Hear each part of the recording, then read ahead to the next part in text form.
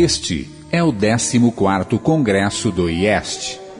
Ouviremos agora a quinta e última palestra do seminário 2000 anos de abismo educacional, que está sendo apresentado por Eric Assunção. Curvemos a fronte em oração. Querido Deus que habita nos céus, nós te agradecemos por mais este momento onde vamos ouvir de tua palavra e sobre a educação verdadeira. Que possamos ter as nossas mentes transformadas e renovadas e que possamos aplicar os conceitos divinos para que, como um povo, possamos concluir a obra aqui na terra. Em nome de Jesus. Amém.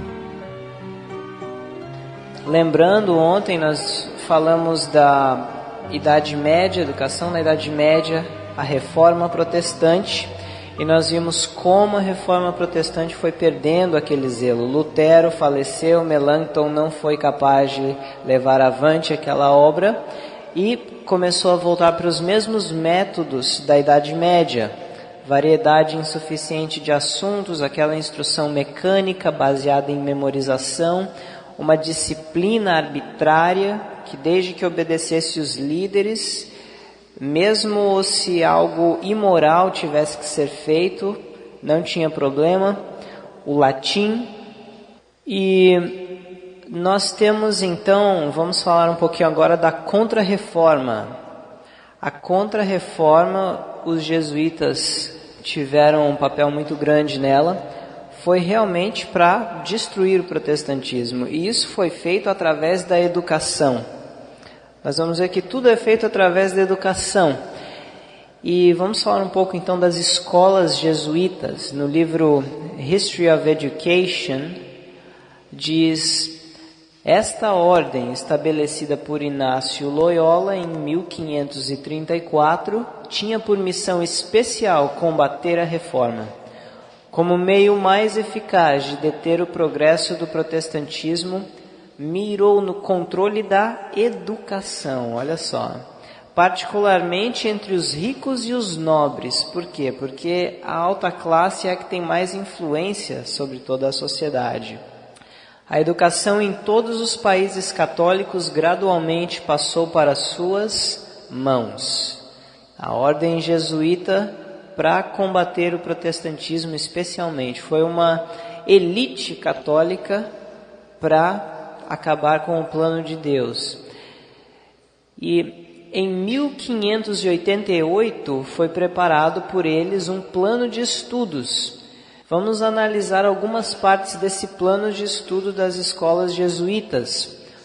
O próprio Loyola disse o seguinte: todo membro da ordem jesuíta tornava-se um professor competente e prático. Agora, lembrem que é muito semelhante à forma que Jesus falou para os apóstolos pregarem o Evangelho. Ide, fazei discípulos, ensinando, ou seja, todo apóstolo deveria ser um professor e deveria treinar outros professores. E foi exatamente esse método de Cristo que agora Satanás usa para os seus propósitos. Então, todo membro da ordem jesuíta era um professor competente e prático. Recebia um curso completo, aí entra tudo aquilo: clássicos antigos, filosofia e teologia. E a teologia aqui já estava sendo alterada. Não mais era baseada na Bíblia, a teologia, mas era baseada nos pensamentos humanos e tinha um pouco de Bíblia só para apaziguar a consciência. Irmãos, um curso ou uma escola, só pelo fato de ter a Bíblia no currículo, não quer dizer que ela promove a verdadeira educação. As escolas mais perigosas são aquelas que têm a Bíblia no currículo. E assim foi as escolas jesuítas. E durante o progresso de seus estudos posteriores, era requerido que ensinasse. Todo jesuíta é um professor.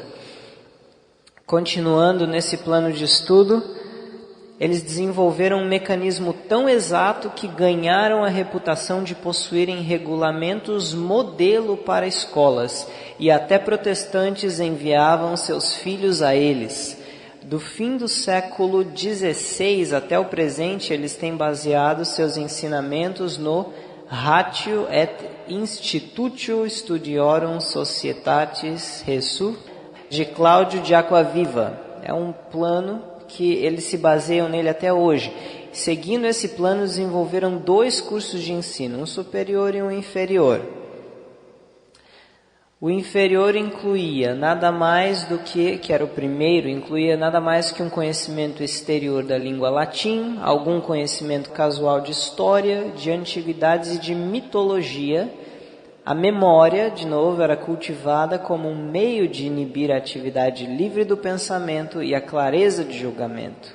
E o curso superior envolvia dialética, retórica, física e morais, voltando à Idade Média, só que de uma forma diferente. Também diz assim: muito uso era feito da retórica por causa de seus sermões, dando a ela especial atenção. Davam ênfase à declamação, introduziram-na em seus ostentosos exames públicos através da performance de comédias escolares em latim, divertindo assim o público, pedindo deste aprovação e ao mesmo tempo, bem inocentemente, treinavam o pupilo na arte de assumir um caráter fingido. Vamos interpretar isso aqui. Então, era estudado aquela dialética, aquela retórica, a arte de persuadir, de convencer. E ênfase era dada nisso. Lembra que na ordem, no voto jesuíta está escrito também que o fim justifica os meios. Então não importa o método que você vai usar. Se o fim é bom, segundo eles bom, você pode usar qualquer meio para chegar lá. E o que é interessante aqui é que essas comédias, essas peças teatrais eram usadas para quê? Para ensinar os alunos a já assumirem um caráter fingido, a serem mentirosos. Então, para isso que eram usadas as peças teatrais. E essa é uma das razões pelas quais o espírito de profecia fala para nós não usarmos peças teatrais. Porque a pessoa está fingindo algo. Ela está mentindo, de certa forma.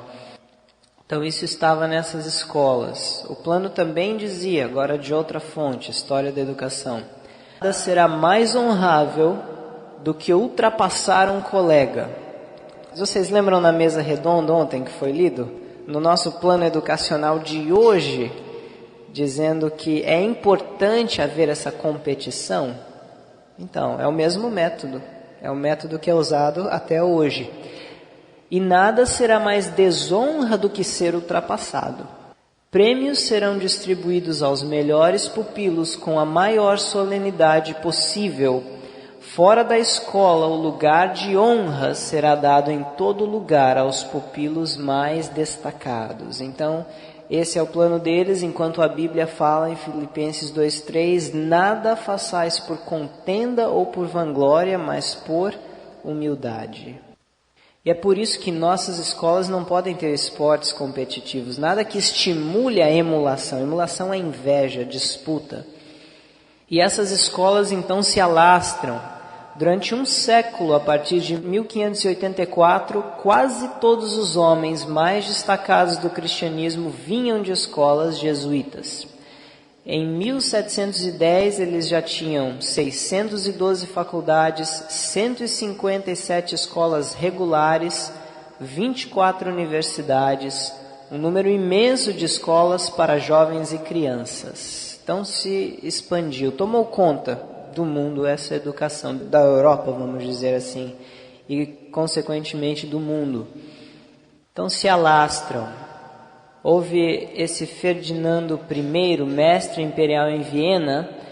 Ele escreveu a Loyola que o único meio de cessar o declínio do catolicismo na Alemanha, por causa do protestantismo, era prover a geração que se desenvolvia letrados e devotos católicos por professores. E o que eles fizeram? Ganharam um terreno em Viena, Colônia e Ingolstadt, 3 grandes centros metropolitanos.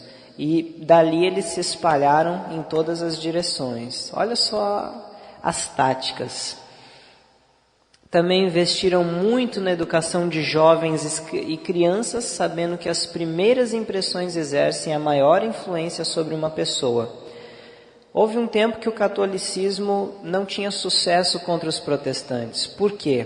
Porque os protestantes tinham as escolas, estavam educando as crianças, então eles podiam matar, podiam tentar enganar quando já eram adultos, mas os protestantes estavam sendo educados desde crianças nos princípios divinos, e era muito difícil desviá-los desses princípios. Mas agora o que aconteceu? A mesa virou, e eles começam a educar as crianças. Então, aplicando isso para hoje, nós podemos querer treinar nos caminhos certos e tudo mais, mas de que adianta isso? Vai ser muito difícil se os filhos, se essa geração está recebendo já uma educação jesuíta desde o início. Todo aquele molde, a mente toda formatada, professando a verdade presente, mas os filhos na escola pública. Eu sei que tudo tem que ser feito com muita cautela, mas essa é a realidade. Essa é a realidade. Foi visto que os jovens aprendiam mais com os jesuítas em meio ano do que com os outros em 2 anos. Era uma educação muito eficiente. E mesmo os protestantes chamavam seus filhos de volta de escolas distantes e os colocavam sob o cuidado dos jesuítas. Então, pelo fato de ter alguma Bíblia no currículo, pensava-se que essa educação era boa. E viam que intelectualmente eles desenvolviam, então eles eram colocados ali. Enfim, mas há algumas coisas que nós podemos imitar os jesuítas na educação. A diligência deles, todo jesuíta era um ótimo professor. Trabalho com os nobres e os influentes. Por quê? Porque os nobres e os influentes vão influenciar o povão. E eu acredito que tem pessoas aqui que foram chamadas para trabalhar com nobres e influentes. Essa obra é muito importante, o Espírito de Profecia menciona, porque esses vão ter influência sobre a sociedade. Trabalho nos grandes centros urbanos. Só para um exemplo, quando eu estava em Toronto, eu fazia colportagem, colportei lá por 1 ano. E eu colportei para judeus, colportei para gregos, colportei para russos, colportei para portugueses, chineses, para japoneses, indianos, todo tipo de muçulmanos, enfim, várias nações. Imaginem só, aí essa pessoa liga para o parente, fala do que ela aprendeu acerca daquele livro, manda um livro para alguém, enfim. Centro urbano, Toronto, por exemplo, dali a mensagem pode ir para o mundo inteiro, porque lá tem pessoas do mundo inteiro. Então os jesuítas eram espertos, eles usavam os grandes centros urbanos. Trabalho com crianças e jovens, porque eles conheciam, educa a criança nos caminhos que deve andar e quando crescer não se desviará. Isso foram as escolas jesuítas, tiveram grande influência. Agora nós vamos falar um pouco sobre experiências educacionais da Igreja Adventista. Nós não vamos falar a história educacional da Igreja Adventista, até porque isso já foi abordado em uma outra palestra. E esse trecho está baseado em um capítulo desse livrinho, de Sutherland também, fundador de Madison, a escola que irmão White falou, inspirada por Deus, que é um modelo para todas as escolas. Nesse livro, Estudos sobre Educação Cristã, Studies in Christian Education, e o restante das palestras foi baseado nesse livro aqui, de História da Educação, também de Sutherland, Fontes Vivas ou Cisternas Rotas. Se esses livros estivessem traduzidos, seria uma grande luz também para o nosso país. O que eu estou passando para vocês é apenas um resumo do material contido aqui. Enfim, vamos agora falar um pouco sobre a educação adventista, alguns princípios. Vamos agora para 1844, toda aquela situação. O protestantismo tinha sido dividido em facções, uns de Calvino, outros de Lutero e por aí em diante.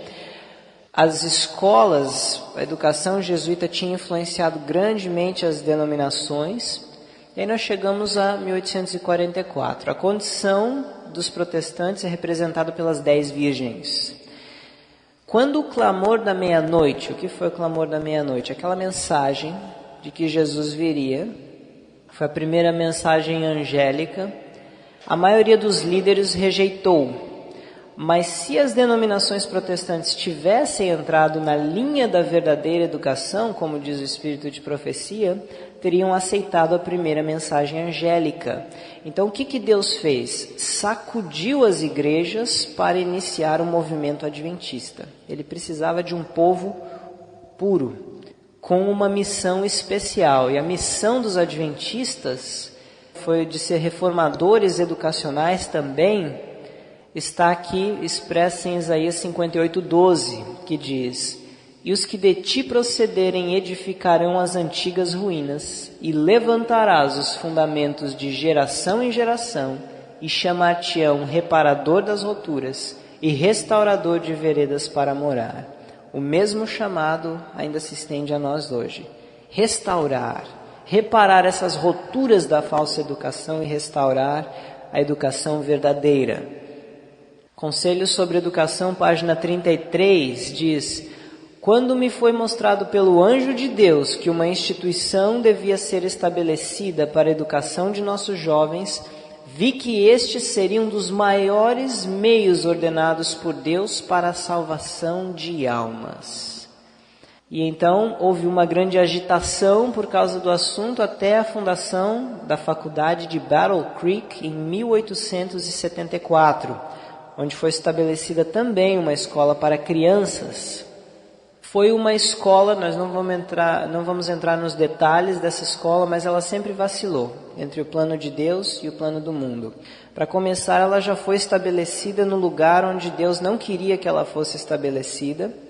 Depois ela veio a se mudar para o campo e aplicou reformas, como não existia um curso fixo para os alunos. Os professores e uma comissão sentava com cada aluno e decidia quais eram as disciplinas mais importantes para o chamado da vida de cada um. Esse foi um tempo de reformas. Era no campo, trabalho manual, não estava mais dependendo de credenciamento do mundo, ou não estava seguindo a grade do mundo, melhor, porque a questão do credenciamento veio só depois. Enfim, mas logo também essa escola não conseguiu manter esse propósito e logo se desviou de novo. E em 1901, que aconteceu essa reforma em Battle Creek, foi quando Ellen White escreveu: agora é o início da reforma educacional. Início. Então houve uma esperança ali. Mas graças a Deus Madison continuou essa reforma. A partir de 1804, uma escola de sustento próprio. Como as linhas regulares não estavam cumprindo o propósito, Deus teve que fazer isso através das linhas irregulares. Mas até Madison mais tarde veio a falhar também, aceitou o credenciamento. Nós já ouvimos um pouco disso em outras palestras também que foram ditas aqui.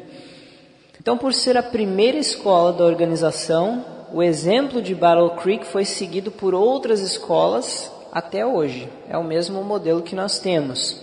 E foi dito no livro Fundamentos da Educação Cristã, 224, que os costumes e práticas da escola de Battle Creek passam a todas as igrejas e as pulsações desta escola repercutem por todo o corpo de crentes.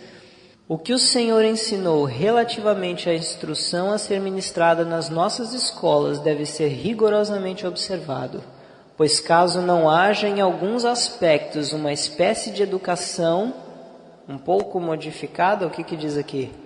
Inteiramente diversa da que tem sido seguida em algumas de nossas escolas, não valeria a pena termos incorrido no ônus de compra de terras e construção de edifícios escolares.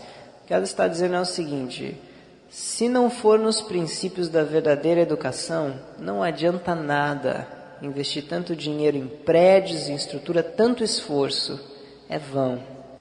Vamos ver agora tópico aqui, a IASD retém a educação do Egito. Vamos traçar esse sistema educacional agora, do que vem das universidades de hoje, que absorveram de Battle Creek. De onde que veio? Muito do plano educacional, isso é Sutherland escrevendo, de nossa primeira escola foi emprestado das faculdades religiosas das denominações protestantes populares, aquelas que rejeitaram o clamor da meia-noite, que estavam, é claro, influenciadas pelos métodos jesuítas, que receberam sua luz educacional de faculdades mais antigas, como Harvard e Yale, que pegaram emprestado de Oxford e Cambridge, filhas da Universidade de Paris, a qual era inteiramente papal. Então, vocês entendem, as igrejas protestantes, a maioria delas, dos líderes, rejeitou o clamor da meia-noite. Por quê? Porque o seu sistema educacional era papal, puxava desde lá de trás, Universidade de Paris, a mãe das universidades europeias, que utilizou o sistema de Roma pagã, que absorveu elementos das culturas grega e oriental. Então, Roma pagã puxa do grego e o oriental, e as escolas gregas extraíram sua sabedoria e inspiração do Egito, que deve, portanto, ser reconhecido como centro de toda a sabedoria mundana hoje ensinada. Não é à toa que a Bíblia tem o Egito como um símbolo do mundo. Então, é de lá, do Egito para os gregos, para Roma pagã, para as universidades católicas, Oxford, Cambridge, Harvard, Yale, universidades protestantes, Battle Creek, as universidades de hoje. Mesmo sistema lá do Egito. A influência da filosofia do Egito é tão grande. Vamos parar para pensar, o povo de Deus precisou de 40 anos no deserto para desaprender o que estavam acostumados no Egito. Esse processo ocorreu aonde? No deserto. Por que no deserto? Porque o deserto é algo completamente alheio ao ambiente, filosofia e costumes dos egípcios. Por isso que eu digo que homeschooling, educação no lar, educação verdadeira em qualquer aspecto, não é somente tirar a pessoa do ambiente. O ambiente, é verdade, ele tem a sua influência, mas é necessário um ambiente, uma filosofia e costumes diferentes de educação. Então nós temos verdadeira educação. O mesmo, então, deve ocorrer hoje para o Israel espiritual, que somos nós, entrar na Canaã celestial. Lá em Testemunhos para a Igreja, volume 5, na página 217, nos é dito: encho-me de tristeza quando penso em nossa condição como um povo. E, no entanto, a opinião geral é que a Igreja está florescendo, e que paz e prosperidade espiritual se encontram em todas as suas fronteiras. Olha só agora, a igreja deixou de seguir a Cristo, seu guia, e está constantemente retrocedendo rumo ao Egito. A igreja deixou de seguir a Cristo, seu guia, e está constantemente retrocedendo rumo ao Egito. Dúvidas e mesmo descrença dos testemunhos do Espírito de Deus estão levedando nossas igrejas por toda parte. Satanás assim o deseja. Lá em Daniel 11, versículo 41, falando do papado, diz que o papado entrou na terra gloriosa e entrará na terra gloriosa. Isso quer dizer, o papado invadindo o povo de Deus. Como é que o papado está invadindo o povo de Deus hoje? Através do sistema educacional. Vamos falar agora um pouco dos títulos acadêmicos em relação ao preparo para a obra da vida de uma pessoa. Nós temos que lembrar que os cristãos primitivos levaram o evangelho eterno ao mundo em uma geração. Isso está lá em Colossenses 23. Temos que lembrar também que as suas escolas dos cristãos primitivos ensinavam apenas o que fosse útil para este fim. e eles eram considerados estranhos e extremistas pelo mundo. Não eram detidos na escola para completar um certo curso ou adquirir um diploma. Essa era a educação primitiva. Talvez do ponto de vista secular e mundano da educação de hoje pareceria algo desorganizado, algo que não fosse eficaz, mas na verdade foi bem eficaz. Cumpriu aquilo que era o propósito dela fazer, pregar o Evangelho a todo mundo. Nós sabemos que só não concluiu a obra mesmo porque perdeu o primeiro amor e permitiu que a apostasia entrasse. Enganos, o amor a vencer o argumento, todas essas coisas. Em muitos casos, os títulos, os diplomas, são a única coisa que segura um aluno em um determinado curso. Um título é um sinal ou selo de autoridade. Na igreja cristã, essa prática foi originada por um papa como sinal de sua autoridade sobre o sistema educacional, como nós lemos na citação de Hartman na palestra passada. E hoje o mesmo é concedido pelo Estado como sinal de sua aprovação e domínio. Vocês estão seguindo até aí? Como sinal de aprovação e domínio. Então, o Papa coloca títulos, entrega títulos. Naquela educação papal, isso era um sinal de que aquela educação era aprovada. Hoje nós temos o mesmo com o credenciamento, onde o Estado coloca a sua estampa, o seu selo de aprovação. Mas para que esse selo seja concedido, é necessário todo um currículo já que está estabelecido. E para a pessoa ter esse selo, essa aprovação, uma escola, ela precisa seguir o currículo, seguir as exigências que o Estado impõe. Por exemplo, esportes competitivos, certas matérias que não são realmente necessárias e por aí vai. Uma certa porcentagem de professores tem que ter mestrado, uma certa porcentagem tem que ter doutorado. O que de certa forma é bom para a educação secular é uma proteção, mas para a educação cristã torna-se uma barreira. Temos que considerar também que o papado tem o controle do sistema educacional. Nós vemos na Bíblia que Babilônia fornicou com os reis da terra e com os mercadores. Isso quer dizer, ela está mesmo por trás dos bastidores ali, através dos jesuítas, através de sociedades secretas, e tudo isso que nós não vamos entrar em detalhes aqui, ela controla a educação do mundo. O mundo só está esperando o momento que o povo de Deus vai ter um reavivamento para abrir o jogo, para começar a perseguir. Então, o papado, tendo o controle educacional do sistema, os títulos ou diplomas, nós concluímos que são, podemos dizer, a marca da besta sobre a educação, o que hoje está ocorrendo em oculto. Agora, eu quero dizer também que quem tem um diploma aqui não quer dizer que tem a marca da besta. Não é qualquer pessoa que... Não posso dizer que todo médico tem a marca da besta, todo advogado. Até porque esse tipo de profissão é necessária. Por causa que, embora o povo de Deus tenha falhado no credenciamento, por exemplo, em receber todo esse sistema, essa aprovação do Estado, e nós não temos hoje médicos bons, não credenciados, advogados, todos têm esse credenciamento. Deus usa assim, não era o propósito de Deus original que fosse assim, mas Deus usa. E existem casos também, exceções, como nós vemos na Bíblia de Daniel e José, e o Espírito de Profecia menciona alguns casos em que jovens consagrados e maduros espiritualmente poderão ir e se formar em uma universidade secular e depois usar esses talentos para a causa de Deus.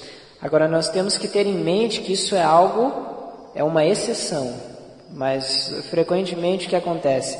Todos nós achamos que somos exceções, e o que era para ser uma exceção está acontecendo hoje na maioria dos casos, então nós temos que tomar cuidado.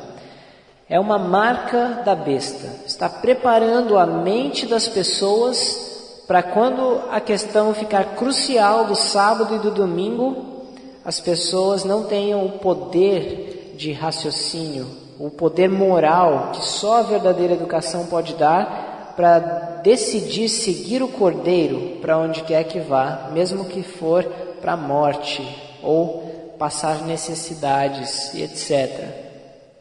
Títulos estimulam emulação, inveja, competição. O que joias e adornos são para as mulheres, os títulos acadêmicos são para os homens. Olha esse exemplo aqui, James Brown, que foi primeiro-ministro da Inglaterra.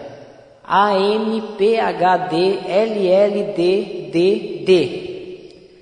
Cada um desses títulos custa o valor de um diamante ou uma pérola preciosa e é usado para o mesmo propósito. Concordam? É ou não é? As mulheres, às vezes, para mostrar que elas têm status ou que são ricas, para se embelezar, para se sentirem bem, usam muita maquiagem, às vezes pulseiras e brincos, colares que custam uma fortuna.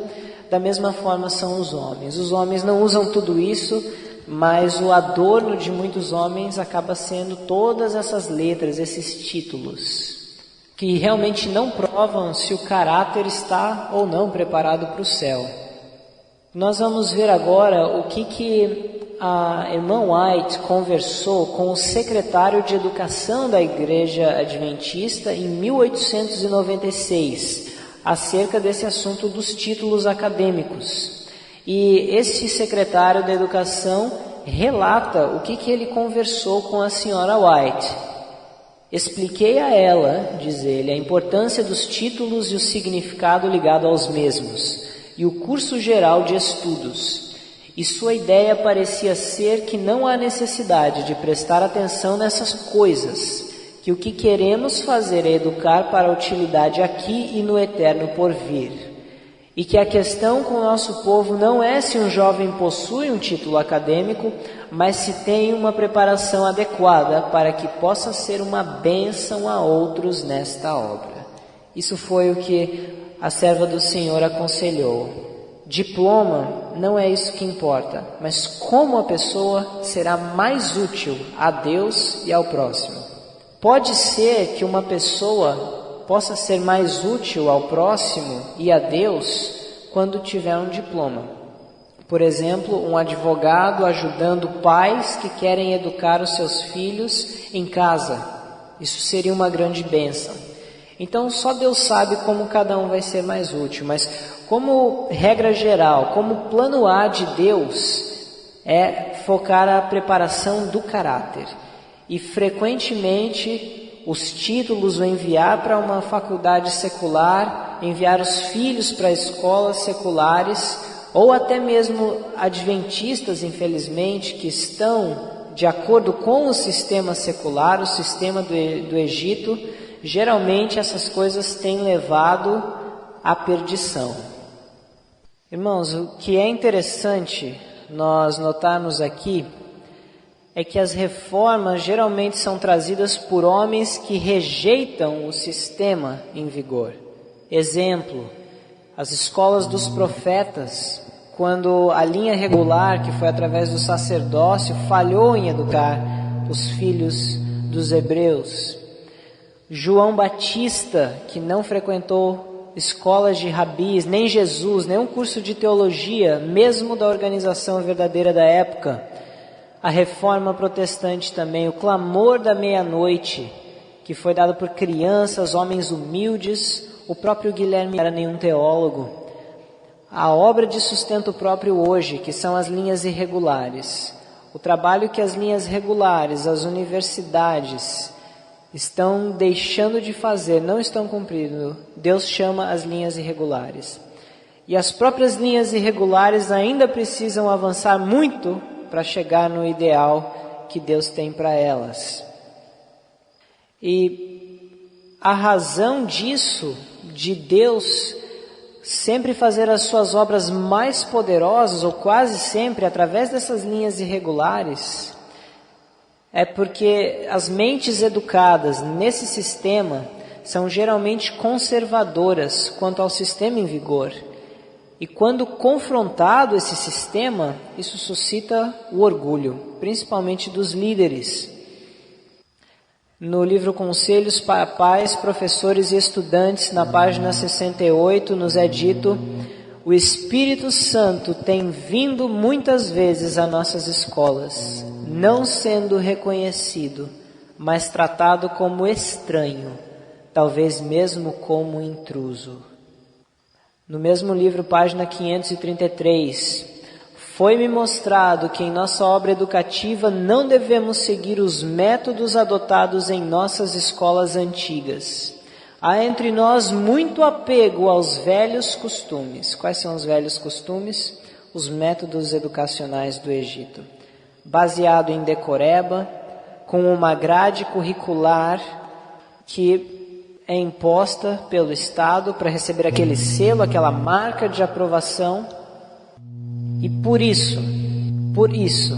nós estarmos ainda na obra educacional apegados a velhos costumes, por isso, estarmos tão semelhantes ao mundo na nossa obra educacional, nos achamos bem atrás do que devíamos, não um pouco atrás, mas bem atrás do que devíamos estar no desenvolvimento da terceira mensagem angélica. Por que é que a lei dominical não sai? Por que é que nós não somos perseguidos? Muitas vezes se ouve falar, na perseguição eu vou fazer isso, na perseguição eu vou fazer aquilo. Mas a verdade é que a perseguição nunca vai acontecer enquanto não houver um reavivamento. É por isso que diz no Grande Conflito, página 48, haja um reavivamento da fé e poder da igreja primitiva e então se reacenderão as fornalhas da perseguição. Por que nós não somos perseguidos? Porque nós não incomodamos. Quando nós começarmos a praticar a verdadeira reforma educacional, então isso suscitará a ira de Satanás e seus servos. E então irão desencadear todos os eventos finais. E Deus queira que nós estejamos prontos para quando esses eventos acontecerem. Mas nós temos que levar a sério, meus irmãos. Nós temos que levar a sério as coisas que a palavra de Deus nos diz. É verdade, todos nós temos lutas, temos os pecados contra os quais nós lutamos, mas está na hora de tomar uma decisão. Está na hora de quem vive na cidade buscar viver no campo. Está na hora de que quem educa os seus filhos nas escolas públicas procurem educá-los em casa, não só num ambiente diferente, mas num sistema diferente. Um sistema totalmente diferente do mundo. Assim como Cristo, como João Batista foram educados. Assim como era na escola cristã. Palavra de Deus, natureza e trabalho manual. Com o foco de ser um ganhador de almas. Todo cristão nasce no reino de Deus como um missionário. Qualquer que seja a sua profissão, a sua ocupação. Quando isso acontecer, olha só que promessa nós temos. Primeiro eu vou ler uma citação de Grande Conflito, página 606. Para nos confortar, vou fazer uma pergunta. Será que é tão necessário assim, todos esses títulos? Será que nós precisamos mesmo ficar buscando os métodos mundanos para que nós possamos alcançar os mundanos? Eu lembro que isso aconteceu com a igreja cristã. Para convencer os eruditos pagãos, buscou-se a dialética, buscou-se a alta crítica, surgiu escolasticismo, todas essas coisas. Por quê? Porque os cristãos achavam que tinham que conhecer muito bem a religião pagã e os seus argumentos para então poder ganhá-los para Cristo. Mas o que é interessante é que a igreja primitiva pregou o evangelho em uma geração sem saber nada disso. Se tivesse continuado, receberia também o poder da chuva serôdia e terminaria a obra. Mas que tipo de instrumento vai terminar a obra? Qual tipo? Grande Conflito 606 nos diz: assim será proclamada a mensagem do terceiro anjo. Ao chegar o tempo para que ela seja dada com o máximo poder, esse é o alto clamor, o que aparece em Apocalipse 18, aquele anjo que vem e ilumina a terra com a sua glória, aquele anjo com grande poder, representa esses instrumentos aqui, ó. O Senhor operará por meio de humildes instrumentos, assim como os humildes pescadores, os humildes discípulos que ele escolheu. Continuando, dirigindo a mente dos que se consagram ao seu serviço. Os obreiros serão antes qualificados pela unção de seu o quê? Espírito, do que pelo preparo das instituições de ensino. São obreiros cheios do Espírito Santo que vão concluir a obra. O fato de ter um diploma ou não, isso não faz diferença no alto clamor. Isso não é uma condição para receber a chuva serôdia. O que tem acontecido na realidade é que tem praticamente só atrapalhado esse sistema educacional que nós, como um povo, temos adotado. Está na hora de mudar. E nós vemos uma outra promessa lá em Conselhos sobre Educação, na página 117. O conhecimento de Deus e de Jesus Cristo, a quem Ele enviou, eis a mais alta educação, conhecer o caráter de Deus. Essa palavra conhecer, na Bíblia, é a mesma palavra que é usada. Adão conheceu a Eva e foram feitos uma só carne. O conhecer a Deus na Bíblia não é um mero conhecimento intelectual. Conhecer as doutrinas daqui para cima, mas daqui para baixo quer dizer na prática fazer outra coisa. Conhecer a Deus é você ser um com Deus. E a educação verdadeira prepara o povo para conhecer a Deus e a Jesus Cristo a quem Ele enviou, ser um com Ele. Eis a mais alta educação, e ela cobrirá a terra com sua maravilhosa luz. O alto clamor, o derramamento da chuva serôdia, depende de nós tomarmos hoje uma decisão, de examinarmos os nossos corações e nos perguntarmos: onde é que eu estou errando na minha educação, primeiramente? Nas minhas convicções. Onde é que eu estou errando na educação dos meus filhos? Onde é que eu estou errando na educação das pessoas com quem eu entro em contato? Onde? Nós temos aprendido muito durante essa semana, e a minha oração é que nós, como um povo, venhamos a tomar uma decisão firmes ao lado do Senhor. Sabemos que por nós não é possível, mas que Cristo possa nos conceder a sua graça, e assim nós venhamos a ser transformados pela renovação do nosso entendimento, para provar ao universo qual é a vontade de Deus, revelar o caráter de Deus a todo mundo. Então que Deus nos abençoe, que Deus nos dê poder para isso se tornar uma realidade em nossas vidas. Querido Pai Celestial, sabemos que estamos bem atrás no desenvolvimento da mensagem do terceiro anjo, por causa dos velhos costumes, dos velhos métodos educacionais. Está escrito que a igreja deixou de seguir a Cristo e está voltando ao Egito. Pai, levanta um povo que irá ouvir a tua voz, um povo que irá restaurar as veredas, um povo que irá reparar as brechas nesse sistema educacional. Levanta um povo disposto a dizer: não queremos voltar para o Egito, nós queremos ir para Canaã. E concede-nos a tua graça, fé e humildade, para que possamos dar passos em direção à salvação, para que possamos ser instrumentos teus na última mensagem de advertência a todo o mundo. Prepara-nos e concede-nos a chuva serôdia, e que assim levemos a mensagem a todo mundo. É o que pedimos e agradecemos, em nome de Jesus. Amém.